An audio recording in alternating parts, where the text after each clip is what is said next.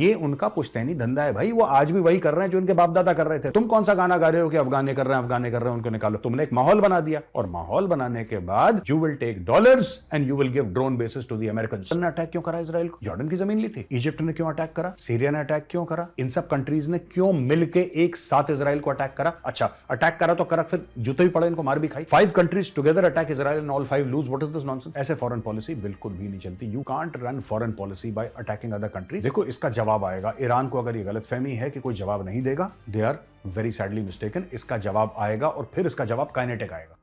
जय हिंद दोस्तों, मैं हूं मेजर गौरव आर्य और आप देख रहे थे चाणक्य डायलॉग्स। इस वीडियो को लाइक करिए, हमारे चैनल को सब्सक्राइब करिए, बेल आइकन दबाना बिल्कुल भी मत भूलिएगा दोस्तों। और वो हमारे दोस्त जो लगातार कमेंट्स कर रहे हैं, सवाल पूछ रहे हैं, बहुत बहुत धन्यवाद आपका। लोगों ने कंट्रीब्यूशन करा है, विदेश से लगातार कंट्रीब्यूशन आ रहा है, और हर एक बंदा जो डॉलर, पाउंड या यूरो में कंट्रीब्यूट कर रहा है, वो सिर्फ एक चीज लिख रहा है। वो ये लिख रहा है, हमारा सब्सक्राइबर, कि भाई आप जो अवार्ड्स देने वाले हैं, ये मेरी उसके लिए कंट्रीब्यूशन है। तो दोस्तों, ये जो आप लोगों की कृपा है, इसका मतलब जो अवार्ड्स हैं, राइट, जो हमारे अवार्ड्स हैं, जो हम आपको या प्राइजेस देने वाले हैं, करेक्ट, जो हर हफ्ते हमने अनाउंस करे हैं, इसका मतलब उसमें थोड़ी सी बढ़ोतरी करनी पड़ेगी, क्योंकि वो तो हमने अपने बजट में रखा था कि हम इतना करेंगे। अब बाहर से भी लोग इतना पैसा भेज रहे हैं, तो वो भी हमें कुछ ना कुछ करना पड़ेगा। Let me think about it, लेकिन होगा जरूर, ये मेरा वादा है, ऑन रिकॉर्ड, ऑन कैमरा मैं आपको बता रहा हूं। अच्छा, पहली चीज, पाकिस्तान के आर्मी चीफ, जैसा हमने डिस्कस करा था आपसे, पाकिस्तान के आर्मी चीफ पहुंच गए कहां पे? यूएस। कई चीजों के बारे में बात करी उन्होंने, ये वो क्या है, दुनिया में क्या हो रहा है, हमास के साथ क्या लड़ाई हो रही है, सब। एंड में पाकिस्तान ने वही बात करी दोस्तों जो पाकिस्तान करता चला आ रहा है, जिसके बिना पाकिस्तान की जो अंग विशेष में खाज खुजली है वो नहीं मिटती है। और वो क्या है? कश्मीर। बड़ा गलत कर दिया जनाब, बड़ा गलत कर दिया भारत ने। India has done a great injustice to the people of Kashmir by abrogating article 370। से पूछ ले आर्मी चीफ से कि 370 है क्या, इसको नहीं पता होगा बावले को। 100% Asim Munir would not know what 370-35 is. He's just listening to random voices. He has no clue. And today, India is not in a mood to explain to Pakistan or to anybody else what 370 and 35 is. हमारी मर्जी, हमारा संविधान, तुम ऐश करो बेटा। लेकिन दोस्तों, पाकिस्तान के लिए बहुत बुरी खबर है, और मैं चाहता हूं कि पाकिस्तानी सुने। पाकिस्तानी इसलिए भी सुने क्योंकि ये सुनते कम है, बोलते ज्यादा हैं। मैं चाहता हूं, मेरी दरख्वास्त है, रिक्वेस्ट है पाकिस्तानी भाइयों बहनों से कि ध्यान से सुनना। मेजर आज क्या बताने वाला है आपको। आपकी लुटिया डूब गई है।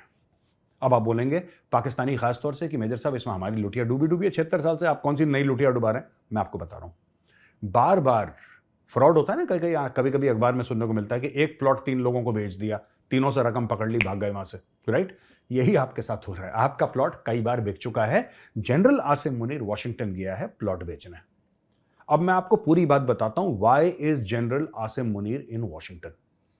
जनरल आसिम मुनीर ने कश्मीर की बात करी। सारे पाकिस्तानी, देखो ये होता है चीफ, जो अमेरिका की नजरों में नजरें मिला के, आंखों में आंखें डाल के ये बोले कि साहब कश्मीर बनेगा पाकिस्तान। क्या बात है यार, क्या चीफ है हमारा। खुश हो गए आप लोग, क्योंकि आप लोगों को खुश यही छोटी मोटी दकियानूसी चीजें आपको खुश कर देती हैं। You become very happy when you listen to this nonsense. चाहे 76 साल में कश्मीर का 1 इंच जमीन आपको, यही आपका किक है, यही आपका, जिसको कहते हैं स्टेरॉइड है। Kashmir is your steroid, right. तो आपने बोल दिया कि हमारा आर्मी चीफ तो बड़ा खतरनाक है, और उसने कश्मीर की बात कर ली है। और वो जो पाकिस्तानी मीडिया, जो कि अपने आप को बहुत मुहिबुल वतन दिखाता है, नहीं, मुहिबुल वतन वो होता है जो अपने देश की, अपने मुल्क की कमियां बताए और ये बताए कि रास्ता क्या है उसको दूर करने का, कि मुल्क मजबूत बने। ये नहीं है। तो ये जो पूरी फैक्ट्री लगी है ना पाकिस्तानी पंजाबियों की मीडिया में, पूरी जो फैक्ट्री है पाकिस्तानी पंजाबियों की, ये इनका इंटेलेक्चुअल लेवल बहुत लो है। दूसरा, they just amplify certain voices that they are paid to amplify. इससे ज्यादा मुझे नहीं लगता कि इनमें कोई ज्यादा अक्ल या शऊर या इल्म का कोई भी हिंट है। अब मैं आपको बताता हूं कैसे लुटिया डुबाई है। दोस्तों, मैं फिर से वही ट्वीट चाहता हूं कि एडिटर साहब जरा स्क्रीन पे लगाएं, और फिर मैं आपको बताऊंगा कि रजिया गुंडों में कैसे फंसी। ये देखिए, जान अचकजाई, केयरटेकर गवर्नमेंट ऑफ बलूचिस्तान के इंफॉर्मेशन मिनिस्टर ने ट्वीट लिखा। यह ट्वीट अभी तक बहुत मशहूर हो चुका है, क्योंकि भाई ने ट्वीट करने के कुछ मिनट के बाद यह ट्वीट हटा दिया था, राइट। जानबूझ के ट्वीट डाला, जानबूझ के हटाया, जानते हुए कि ट्वीट डालने से पहले इसको पता था कि मुझे हटाना है, राइट, क्योंकि यही स्कीम थी। अब मैं इसकी स्कीम खोलने वाला हूं। क्या है? ड्रोन बेसिस की जो बात है, 7th पॉइंट आप देखिए, इसका 7th पॉइंट, एडिटर साहब जरा इसको हाईलाइट करिए 7th पॉइंट, या that one, 7th point highlight करा। अब 7th पॉइंट में क्या कहता है कि अमेरिका को ड्रोन बेसिस दो। ये माहौल तैयार कर रहा है, ये माहौल तैयार कर रहा है। इसने यहां पे ट्वीट करा, खलबली मची पाकिस्तान में कि ये क्या बोल दिया, ये क्या बोल दिया, ये क्या बोल दिया। खट से बोला कि नहीं ये तो बेवकूफ है, इसको तो कुछ नहीं पता, हड़प। ये पहले शेख रशीद काम करता था पाकिस्तान में। अगर धमकी देनी है भारत को या दुनिया को, थोड़ा सा आपको ऐसा दिखाना है कि पाकिस्तान गुस्से में है, तो पाव पाव किलो के बम की बात कर दो, राइट। थोड़ा सा कम्युनल करना है तो ऐसा बोल दो कि पाकिस्तान के पास ऐसे बम है जो हिंदुस्तान के ऊपर चलाएगा तो सिर्फ हिंदुओं को मारेगा और मुसलमानों को छोड़ देगा। ये शेख रशीद के डायलॉग है भाई। बिरला मंदिर की घंटियां, it took me some time to figure out कि वो घंटियां बोल रहा है, वो घंटियां, राइट। सो बात ये है कि जान अचकजाई जो है ये नया शेख रशीद है। पुराने वाले को उन्होंने संदूक में डाल दिया, ठीक है, संदूक में उन्होंने डाल दिया पुड़िया पुड़िया में लपेट के कि बेटा तुझे बाद में निकालेंगे, अगर कभी निकालेंगे। जान अचकजाई, जान अचकजाई ने ट्वीट करा, पाकिस्तान में हलचल हुई, हिंदुस्तानियों ने भी देखा, अमेरिकनों ने भी देखा, और उसको 10-15 मिनट के अंदर कॉल कर दिया ट्वीट को। मैसेज पास हो गया, लोगों ने सेव कर दिया, मीडिया ने कवर कर दिया, एक ये स्टोरी चल रही है। वहां पे पाकिस्तान का आर्मी चीफ जाता है अमेरिका में और सब चीजों के बारे में बात करता है, कुछ बातें बताता है, कुछ बात पाकिस्तान में तो वैसे ही half of the things are not shared with the people because the people of Pakistan are treated as if they are cattle, as if they are sheep. Nobody cares about them. I'm sure the Pakistani leadership has its own reasons for treating its people like cattle, but I'm nobody to say anything about that. You know, the Pakistanis will qualify that better. Now, coming back to the point, ladies and gentlemen, issue ये हुआ है यहाँ पे कि उसने जाके दुनिया भर की बातें करी आसिम मुनीर ने, एंटनी ब्लिंकन से मिला, इससे मिला, उससे मिला, ये हो रहा है दुनिया में, ये हो रहा है। मुद्दे की बात यह है कि वो गया क्यों वहां पे। अब पाकिस्तानी ये बोलेंगे क्यों मेजर साहब, हमारा आर्मी चीफ क्यों नहीं जा सकता? क्या आपका आर्मी चीफ नहीं जाता? बिल्कुल हमारा आर्मी चीफ भी जाता है, आपका भी जाता है, लेकिन आपका आर्मी चीफ गया क्यों? हमें तो पता है हमारा आर्मी चीफ क्यों गया। We know because we are a transparent society. हमारे यहां एवरीबडी इज अकाउंटेबल, चाहे वो आर्मी चीफ हो चाहे प्रधानमंत्री हो। नरेंद्र मोदी जी जब जाते हैं कहीं पे, कौन सी डील साइन करी, कितने की साइन करी, फायदा क्या होगा, नुकसान क्या होगा, ये पूरा मीडिया दिखाता है। आप मिनिस्ट्री ऑफ एक्सटर्नल अफेयर्स की वेबसाइट पे जाके पूरी डिटेल देख सकते हैं। हमारे साथ ऐसा नहीं है जैसे आपका सीपैक का है कि कुछ पता ही नहीं लगा सीपैक का क्या हुआ। नोबडी हैज एनी क्लू क्या चल रहा है। किसी ने डील कर दी चुपचाप, कितने पैसे लिए, कितने पे लिए, कितना उसका ब्याज जाना है, किसका क्या जाना है, उसकी क्या ईएमआई बनती है। ईएमआई ऐसी मिडिल क्लास टर्मिनोलॉजी हमारी, गरीबों की और मिडिल क्लास वालों की, ठीक है। लेकिन पाकिस्तानियों को बताने के लिए मैं समझा रहा हूं कि भाई है क्या ये, do you know, you don't know. In our case we know. So your chief goes to US and he discusses everything with everybody. End में वो एक तीर तुक्का छोड़ देता है जनरल आसिम मुनीर। जनरल आसिम मुनीर कहता है कि साहब ये भारत की जो सुप्रीम कोर्ट है बड़ी गंदी है और भारतवासी बड़े गंदे हैं और नरेंद्र मोदी ने बहुत गलत काम करा है, भाजपा बड़ी गंदी है, ये सब, और इन्होंने 370 एब्रोगेट कर दिया। पाकिस्तान की उम्मीद, देखिए बड़े क्लेवरली दो चीजें हैं। पाकिस्तान के अशराफिया को चाहिए डॉलर। डॉलर कौन देगा? America, correct. डॉलर कौन देगा? अमेरिका। इनकी चीन के साथ दोस्तों कितनी भी दोस्ती हो, पाकिस्तानियों की कितनी भी दोस्ती हो, आयरन ब्रदर हैं, शहद से मीठे, आसमान से ऊंचे, समुंदर से गहरे, जो भी डायलॉगबाजी करें, एंड ऑफ द डे सच्चाई क्या है? इन सब के बच्चे चाइना नहीं जाते पढ़ने के लिए। इन सब के बच्चे, जो अशराफिया की बात कर रहा हूं, क्रीम की बात कर रहा हूं पाकिस्तान की, इन सब के बच्चे जाते हैं लंदन पढ़ने के लिए। इन सब के बच्चे जाते हैं America, Australia, New Zealand, Canada, Europe की और कंट्रीज, वहां पर जाते हैं पढ़ने के लिए। चाइना थोड़ा ना जाते हैं। चाइना तो जो स्कॉलरशिप से जाते हैं पाकिस्तानी मिडिल क्लास वाले, वो चाइना जाते हैं। वहां पे वो चाउमीन खाते हैं, ये चाउमीन नहीं खाते, बर्गर खाते हैं सीधा जाके न्यूयॉर्क में बैठ के। तो ये पाकिस्तान की सच्चाई है। अब दो चीजें हैं, पाकिस्तान के जो जनरल्स हैं, जो ब्यूरोक्रेट्स हैं, जो जजेस हैं, उनको चाहिए डॉलर, अरबों के हिसाब से, पर्सनल वेल्थ बनाने के लिए उनको चाहिए डॉलर, ठीक है। डॉलर कौन देगा? अमेरिका। और आवाम को चूना देने के लिए, क्योंकि आवाम को तो कुछ मिलना नहीं है भाई। 50 अरब डॉलर खर्च करे चाइना ने सीपैक पे, आवाम को कुछ मिला? पाकिस्तानी कुछ तो बताएं कि साहब 50 अरब डॉलर आए, इतने लोगों की नौकरियां लगी, पाकिस्तान ने इतनी तरक्की करी। 50 अरब डॉलर के इन्वेस्टमेंट के बाद भी पाकिस्तान 500-500 मिलियन के लिए भीख मांग रहा है वर्ल्ड बैंक से, IMF से। दुनिया के सामने कटोरा फैला रखा है, किसी को नहीं छोड़ा, ठीक है। इसीलिए मैं बता रहा हूं, ये जो गेम चल रहा है, आसिम मुनीर जेब काटने गया पाकिस्तानियों की। आसिम मुनीर रजिया को गुंडों में फंसाने के लिए गया है अमेरिका। आसिम मुनीर ने बोला कि मुझे मिल जाएंगे डॉलर, और पाकिस्तानी आवाम को कश्मीर कश्मीर कश्मीर, उनको अपना स्टेरॉइड मिल जाएगा, वो खुश रहेंगे, पागलों की तरह नाचेंगे सड़कों में। और अमेरिका डॉलर क्यों देगा भाई? आखिर अमेरिका ऐसा थोड़ा ना कि आर्मी चीफ पहुंच गया पाकिस्तान का और अमेरिका ने बोला कि ये लो जी $5 अरब। नहीं, उसके लिए पाकिस्तान को कुछ देना पड़ेगा। और वो क्या देगा पाकिस्तान? वो वही देगा जो जान अचकजाई ने अपने ट्वीट में लिखा था और डिलीट कर दिया था, ड्रोन बेसिस। समझ गए आप?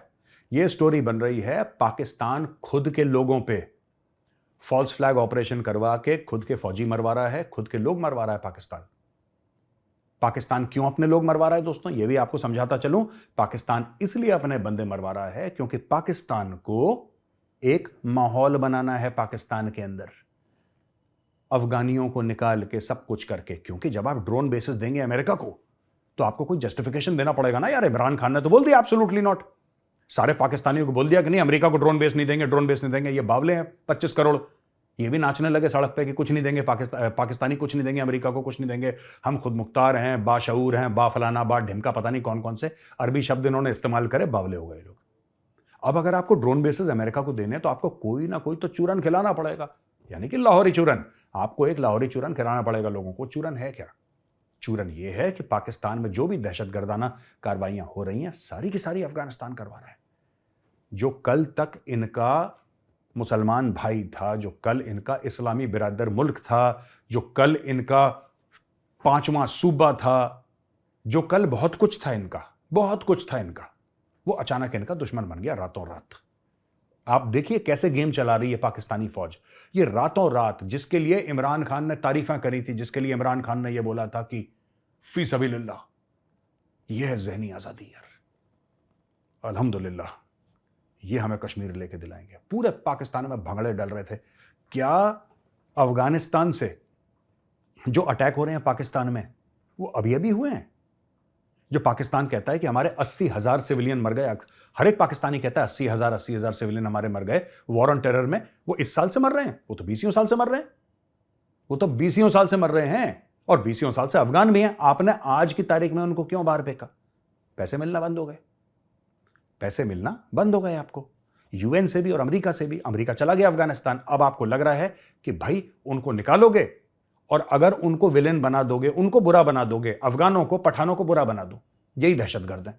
आपने उनको बुरा बना दिया, आपने उनको निकाल दिया, उससे क्या होगा कि पाकिस्तानी कौम जो है, खास तौर से 54% पाकिस्तानी पंजाबी, उनमें एक बात तय हो जाएगी कि ये पठान बुरे हैं, ये अफगान बुरे हैं, पश्तून बुरे हैं, इनको निकालो।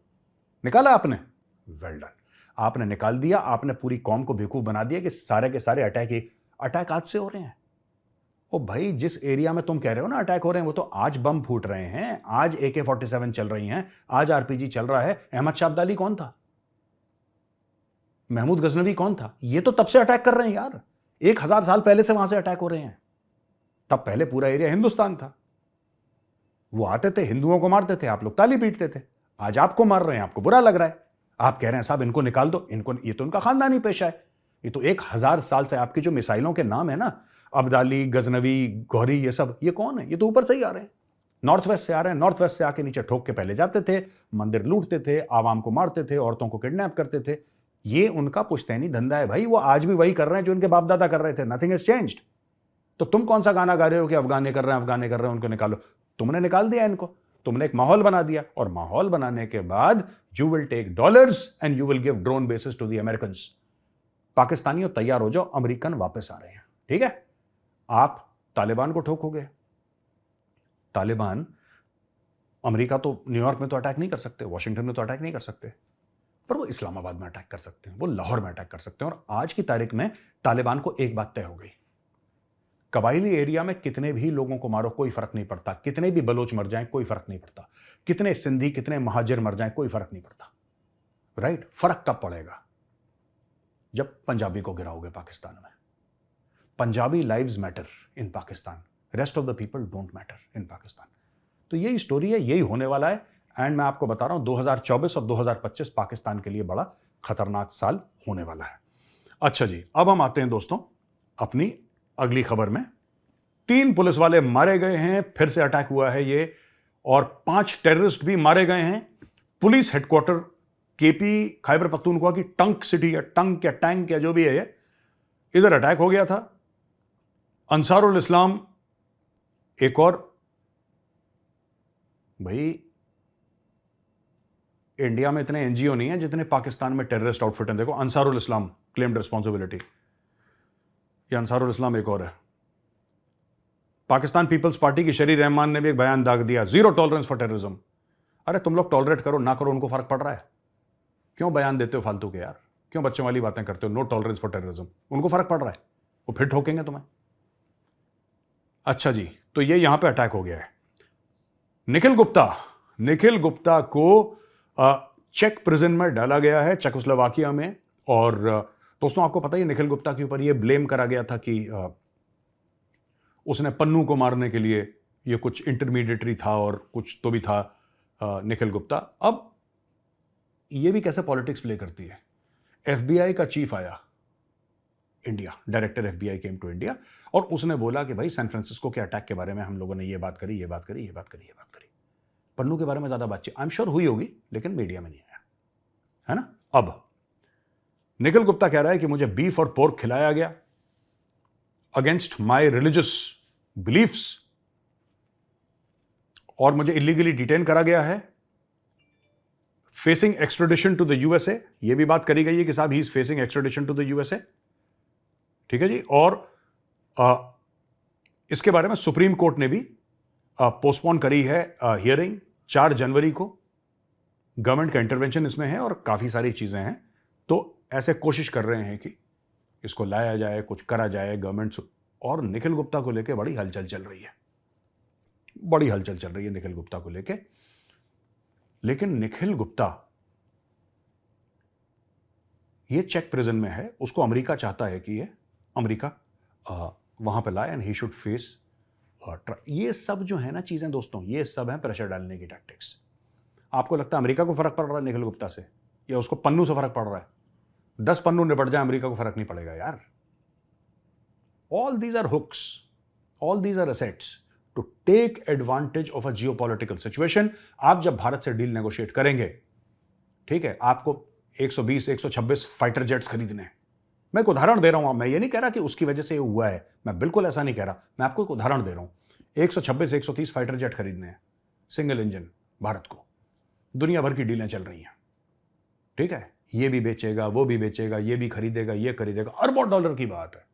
अब भारत कहता है कि नहीं, हम तो तेजस को कॉन्ट्रैक्ट देंगे, अपने बंदे को हम बाहर वाले को क्यों कॉन्ट्रैक्ट दें? अमेरिका कह रहा है नहीं हमें तो, भारत कह रहा है तुम्हें क्यों दें भाई, जब हमारे पास खुद अपने जहाज हैं, हम तुम्हारे जहाज को क्यों लें? अमेरिका कहता नहीं हमारे जहाज ज्यादा बेहतर हैं, और चाइना है, ये पाकिस्तानी है, दुनिया भर का ड्रामा कर रहा है। एक मार्केटिंग स्ट्रेटेजी उसमें से पन्नू की है कि देखो भारत का कितना नाम खराब होगा, तुम दूसरे देशों में जाके बंदे मरवाते हो, ठीक है। ये एक प्रेशर, मैं ये नहीं कह रहा कि पन्नू के होते डील वहां पे चली जाएगी, no not at all. Pannun छोटा सा कीड़ा मकोड़ा है यार, लेकिन ऐसे कई कीड़े मकोड़े बनते बनते बनते बनते बनते इतना बड़ा भेड़िया बन जाता है। These are all pressure tactics.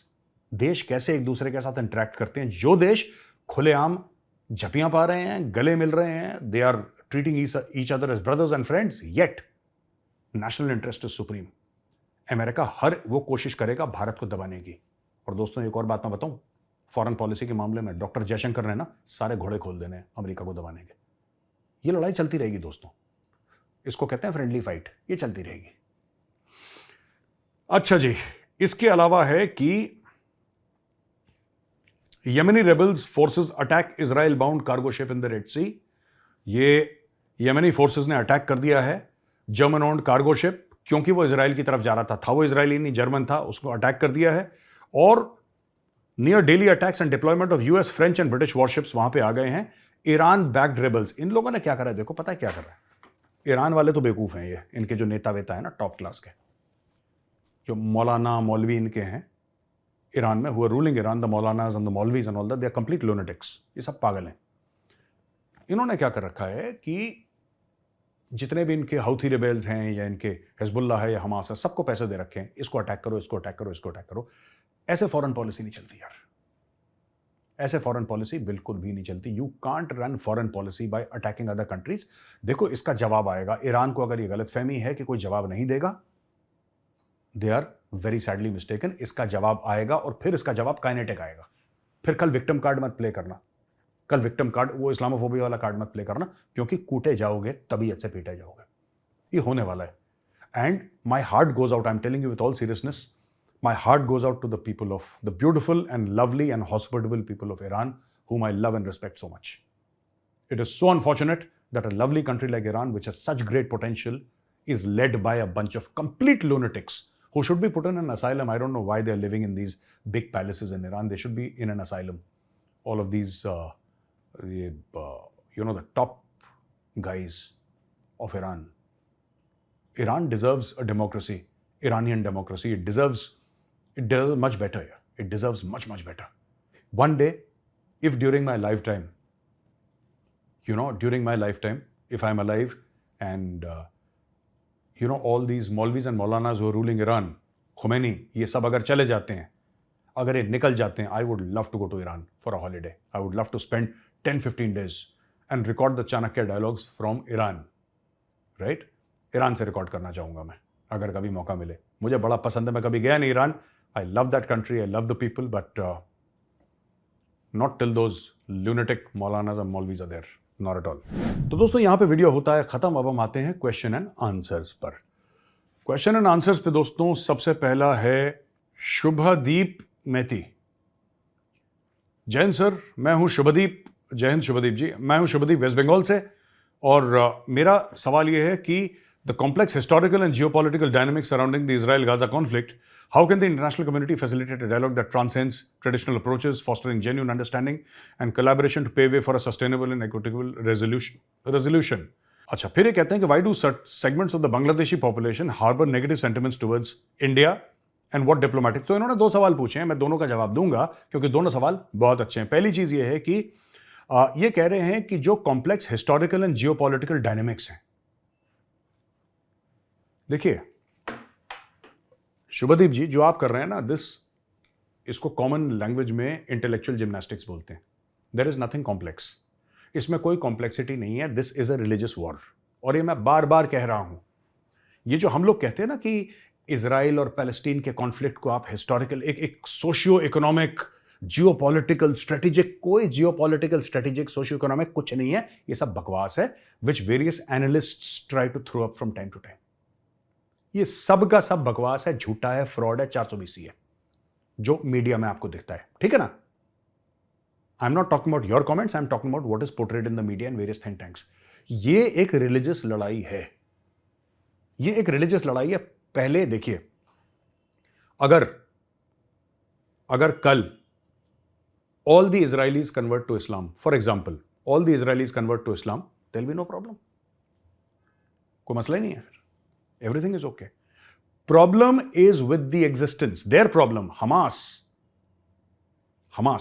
Hezbollah, Iran, इनकी प्रॉब्लम क्या है? इनकी प्रॉब्लम यह है कि यहूदी सांस क्यों ले रहा है, इनकी प्रॉब्लम यह है कि ज्यू सांस क्यों ले रहा है, इनकी प्रॉब्लम यह है कि इजराइल का स्टेट है क्यों। मैं आपको यह बात साफ तौर पे बता दूं, ये जमीन का मामला नहीं है। They are occupiers, they are this, they are that, it's not that, right? ये सिंपल सी ये बात ये है कि they have been attacking Israel, all these countries together, not just Palestine. Jordan ने अटैक क्यों करा इजराइल को? जॉर्डन की जमीन ली थी। इजिप्ट ने क्यों अटैक करा? सीरिया ने अटैक क्यों करा? इन सब कंट्रीज ने क्यों मिलके एक साथ इजराइल को अटैक करा? अच्छा, अटैक करा तो करा, फिर जूते भी पड़े, इनको मार भी खाई, तुम हार भी गए यार। 5 countries together attack Israel and all 5 lose. What is this nonsense? Which means that you can't even fight properly. आप तो लड़ भी नहीं सकते ठीक से, आप इतने यूजलेस हो कि आप 5 मिलके एक को नहीं हरा पाए, उसने मार मार के सुअर बना दिया सबका, तुम फिर नहीं जीत पाए। तो ये सब सोशियो इकोनॉमिक पॉलिटिकल डायनेमिक्स कुछ नहीं है, ये रिलीजियस वॉर है। This is religiously sanctioned hatred for the ज्यू। पर कोई आपको इतना ब्लंटली बोलेगा नहीं, ठीक है? मैं बोल रहा हूं क्योंकि मेरी आदत है कड़वा बोलने की और सीधा बोलने की। बाकी कोई सब आपको यही सोशियो इकोनॉमिक पॉलिटिकल यही सब लोग चूरन खिलाते रहेंगे सोशल मीडिया पे और मेन स्ट्रीम मीडिया पे, क्योंकि कोई बुरा नहीं बनना चाहता यार। किसी को नहीं लगता कि उसको बुरा बने और कोई उसको पॉइंट आउट करे। मुझे कोई फर्क नहीं पड़ता, मैं बुरा हूं अच्छा हूं।